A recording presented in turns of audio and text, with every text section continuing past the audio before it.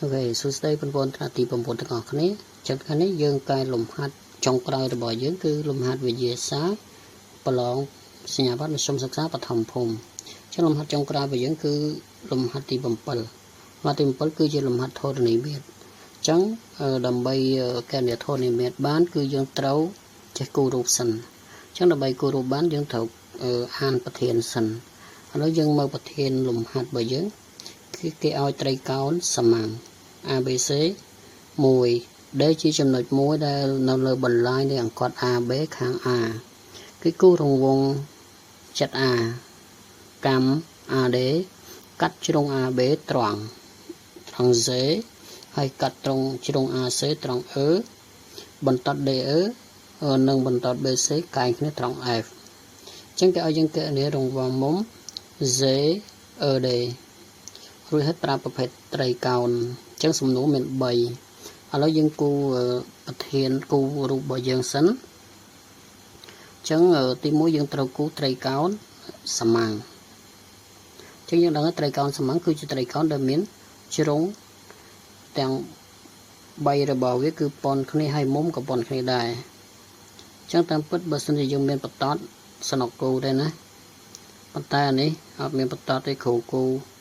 chỉ là cái nào ốp cạch cái trắng này cứ chấp tục là vì chỉ trai cao sầm máng trắng cũng đã rong vỏ trong bảo vệ tầng bảy cứ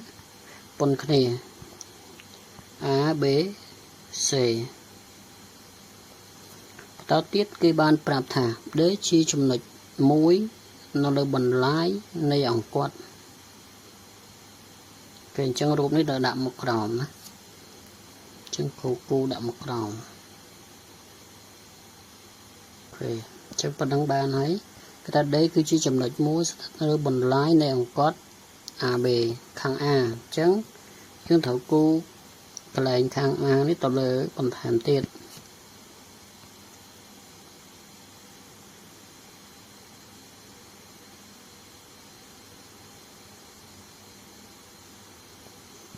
chẳng đây chỉ chân lệch môi tầng lần năng chẳng những đạn phần man cầu bàn đấy nên cái chỉ chân lệch đấy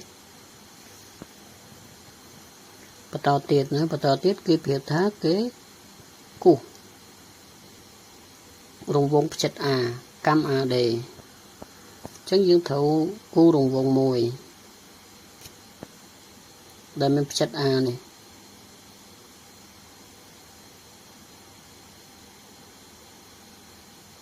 okay. Chẳng cu rồng vòng muối em chặt A này cam A đây chẳng cái ban phía phải thá về ban cắt này cái lại A B nó tròn dày hay một tiết tròn chẳng cái lại nó khu đã C hay nó khu đã bần tót D nâng bần tót BC cắt cái tròn F chẳng D dân hộ D khơi này D hơi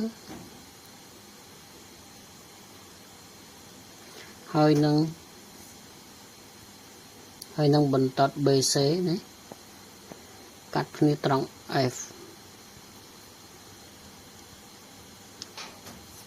chẳng cho dân kia này rồng vào móng dễ đây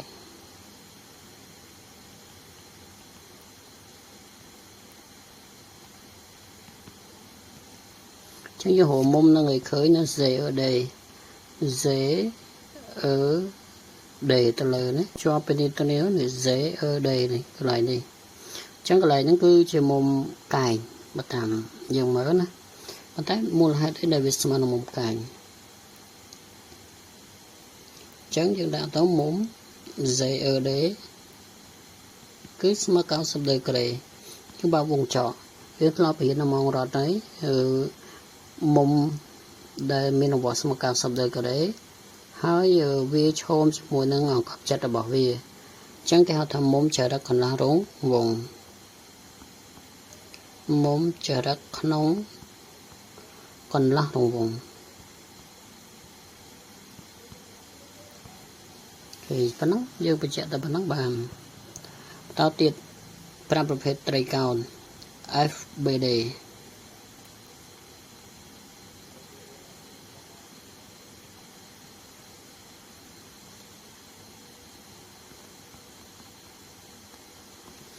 ចឹងត្រីកោណ FBD នៅណា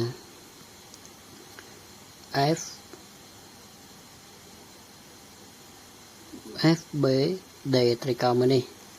ចឹងយើងមើលតាមរូបក៏យើងដឹងហើយថាវាជាប្រភេទត្រីកោណកែងណាចឹងមូលហេតុអីដែលវាជាត្រីកោណកែងចឹងយើងពិនិត្យមើលក្នុងត្រីកោណនឹងបន្តិចណាយើងមើលក្នុងត្រីកោណ FBD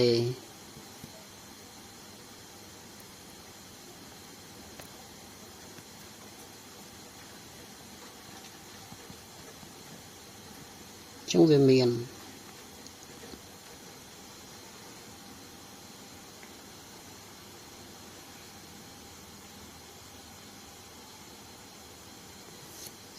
ឡើងមុំ B នេះបើយើងនិយាយពីមុំគឺមុំ FBD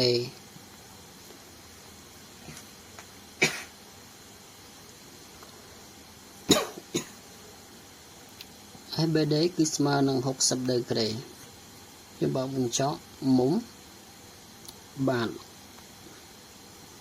ត្រីកោណសមាំងជាងយើងដឹងហើយត្រីកោណសមាំងមានមុំរង្វាស់មុំ60ដឺក្រេឥឡូវយើងមើលមុំ D នេះវិញតើមុំ D ស្មើនឹងប្រមាណណាចឹងរង្វាស់មុំ FDB នេះ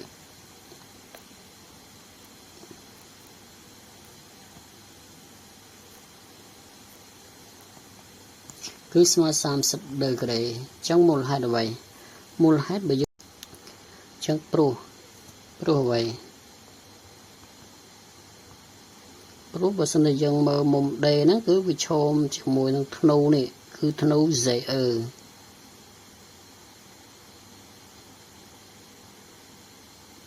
ចឹងមានន័យថាវានេះវាឈមជាមួយនឹងមុំផ្ចិតរបស់វាគឺមុំផ្ចិតរបស់មុំចេះនៅក្នុងវងមុំ D ហ្នឹងគឺមុំ A អញ្ចឹងមុំ A ស្មើ60ដឺក្រេអញ្ចឹងយើងដាក់ទៅពីព្រោះមុំ FDB ហ្នឹងគឺវាស្មើនឹងមុំ A ចែកជា2អញ្ចឹងវាស្មើនឹង60ចែក2អញ្ចឹងយើងបាន30មូលហេតុគឺមុំផ្ចិតនឹងមុំចរិតក្នុងរង្វង់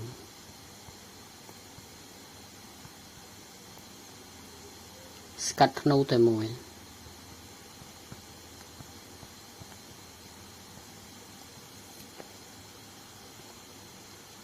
ចឹងនៅក្នុងត្រីកោណមួយណាមានមុំមួយស្មើនឹង60មានមុំមួយស្មើនឹង30ចឹងអំពីហ្នឹងបូកចូលគ្នាស្មើនឹង90ចឹងមុំម្ខាងទៀតគឺមុំ F នេះគឺត្រូវតែ90ដឺក្រេដូចគ្នាចឹងគេទាញបានមុំយើងចង់ហៅមុំ F ណា B F D ចឹងវាត្រូវយក180តាមផលបូកមុំក្នុងដក60ហើយដក30ចឹងស្មើនឹង90ដឺក្រេចឹងយើងដឹងហើយក្នុងត្រីកោណមួយមានមុំមួយស្មើ90ដឺក្រេហើយមានមុំមួយស្មើនឹង60ហើយមានមុំមួយស្មើនឹង30អញ្ចឹងយើងសន្មតបានសន្មតថាត្រីកោណ F BD ជាត្រីកោណអ្វី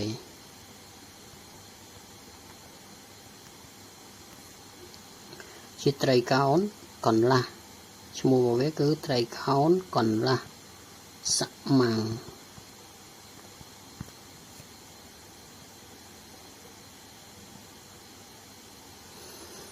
អូខេអញ្ចឹងលំហាត់ខរបស់យើងគឺចប់តែប៉ុណ្ណឹងឥឡូវយើងចូលដល់ទី3គេឲ្យយើងប្រដូចត្រីកោណ B DF និង ZDE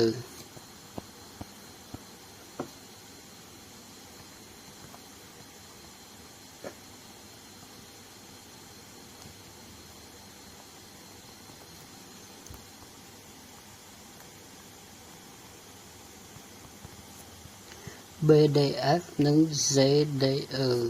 ចឹងយើងមើលតាមរូបមក BDF មកកន្លែងណាណា BDF នេះត្រីកោណធំណា BDF ហើយមួយទៀតគឺត្រីកោណ ZDE ZDE នេះត្រីកោណពីរហ្នឹងមួយធំមួយតូចអញ្ចឹងយើងមើលវាជាប្រភេទត្រីកោណកែងដូចគ្នាអញ្ចឹងដាក់មកក្នុងត្រីកោណ BDF និងត្រីកោណ ZDE មានអញ្ចឹងទី1វាមានមុំកែងដូចគ្នាមុំកែងទី1គឺត្រង់ E ហើយមួយទៀតត្រង់ F អញ្ចឹងមុំ BFD ស្មើនឹងមុំ ZED បើវងចោមូលហេតុគឺ90ដឺក្រេមុំកែងមួយទៀតក្នុងរូបណាវាមានអក្សរ D ដូចគ្នាអញ្ចឹងអាចនិយាយថាមុំ BDF ក៏វាស្មើនឹងមុំ ZDF ដូចគ្នា ZDE យើងបើវងចោមុំរួមអញ្ចឹងតាមរយៈពីរលក្ខខណ្ឌហ្នឹងគឺគេបានត្រីកោណ BDF ដូចត្រីកោណ ZDE តាមករណីមមអញ្ចឹងយើងអាចឆ្លើយដូចនេះបានដូចនេះត្រីកោណ BDF ដូចត្រីកោណ ZDE ពិត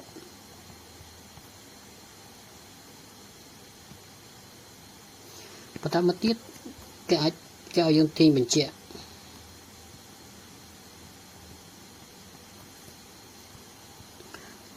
ថា BD គុណជាមួយនឹង EZ ZE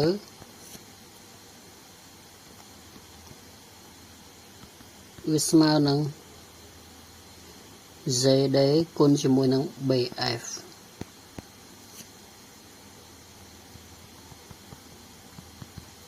អញ្ចឹងយើងមើលត្រីកោណដែលយើងបានប្រៀបធៀបតើវាមានជ្រុងទាំងអស់នោះឬទេអញ្ចឹង BD មានណា BD ZE ក៏មាន ZD ក៏មាន BF ក៏មានអញ្ចឹងយើងយកត្រីកោណនោះយកមកប្រើដោយត្រីកោណ BDF ដូចត្រីកោណ ZDE អញ្ចឹងយើងទាញវិបាកគឺយើងយកជ្រុងរបស់វាចែកគ្នាអញ្ចឹងយើងចង់បានអីគេ BD អញ្ចឹងយើងយក BD ចែកកាលណាយក BD យើងមើលនេះ BD នេះត្រូវចែកហ្នឹង ZD ស្មើនឹង ZE យើងចង់បាន BD គុណ ZE អញ្ចឹង ZE មកក្រោមបើនេះ ZE មួយទៀតត្រូវហៅតាមលំដាប់ដូចគ្នាគឺ BF បន្តមកទៀតយើងគុណខ្វែងសមមួយនឹង BD គុណជាមួយនឹង ZE ស្មើនឹង BD ZD គុណជាមួយនឹង BF ចឹងមានន័យថាវាពិតវាដូចគ្នាណាពិតដូចនេះយ៉ាងថាម៉េច BD គុណ ZE ស្មើនឹង ZD គុណជាមួយនឹង BF គេអញ្ចឹងលំហាត់ធរនិមិត្តរបស់យើងគឺចាប់តែប៉ុណ្ណឹងហើយវិញ្ញាសារបស់យើងក៏ចប់ធ្វើវីដេអូមួយនឹងដែរអញ្ចឹងអរគុណសម្រាប់ការទស្សនាទាំងអស់គ្នាអញ្ចឹងយើងនឹងជួបគ្នានៅវិញ្ញាសាផ្សេងទៀតនៅពេលក្រោយ